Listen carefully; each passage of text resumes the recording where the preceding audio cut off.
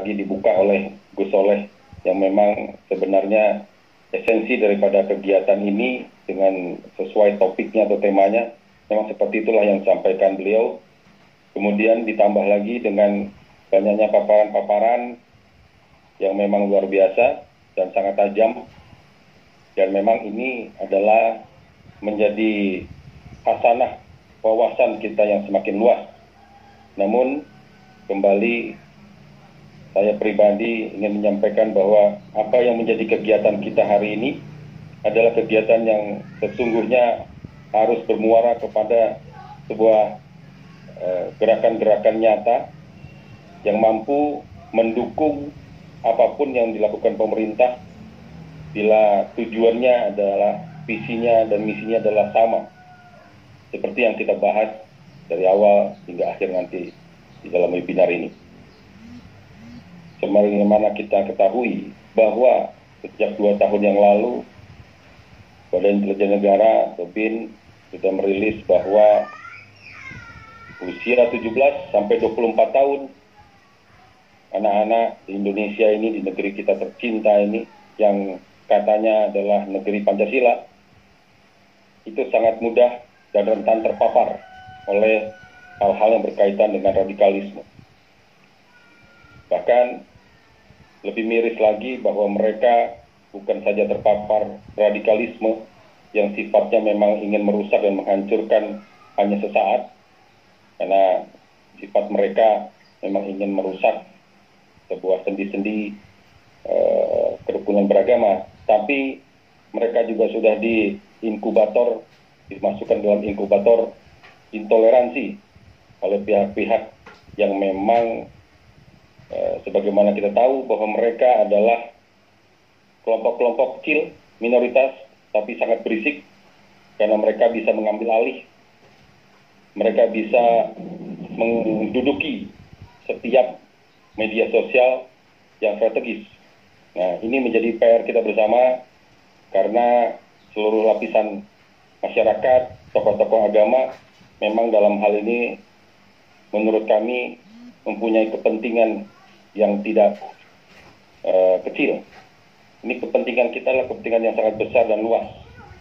Dan kami juga menginginkan mengajak semua tokoh agama bahu-membahu, bergotong royong menghadapi hal-hal apa yang sedang kita hadapi sekarang.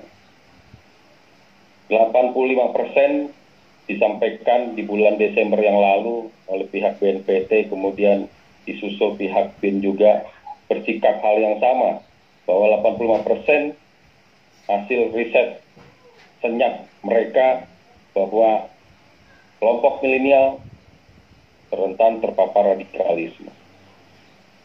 Usia yang lahir tahun 1996, 95 ya, yang kami ketahui sampai dengan usia yang lahir di tahun 2010 adalah mereka yang menjadi saat ini motor dan eksekutor untuk hal-hal yang berkaitan dengan radikalisme. Bahkan mereka menurut informasi selalu aktif di dalam inkubator-inkubator isu yang mereka kembangkan agar mereka menjadi influencer anti kerukunan, anti toleransi, dan anti radikalisme. Nah, bagaimana mereka begitu aktif dan mereka juga begitu agresif dalam menyuarakan hal-hal seperti ini, berarti ini menjadi tugas tanggung jawab besar bagi pemerintah untuk mengantisipasi atau mencegah. Tentunya bukan hanya bicara secara online, tapi offline pun pemerintah harus berperan lebih aktif lagi terhadap hal-hal demikian. Tapi kami punya pandangan sendiri bahwa mungkin pandangan kami ini sebenarnya sudah ada di dalam sahabat-sahabat kami dari lintas agama. Mungkin apa yang kami akan sampaikan yaitu berupa usulan, ini bisa menjadi sebuah usulan-usulan bersama, karena ini bukan usulan pribadi atau per kelompok, tapi semoga menjadi usulan bersama demi kebaikan bangsa kita. Kita semua tahu bahwa bangsa ini mempunyai perekat yaitu namanya Pancasila. Hanya berapa puluh tahun terakhir, lebih efektifnya adalah 20 tahun terakhir, memang kita tidak pernah membahas Pancasila secara militan, secara fundamental. Tapi yang kita bahas adalah hal-hal yang berkaitan dengan hal-hal di luar nilai-nilai kebangsaan.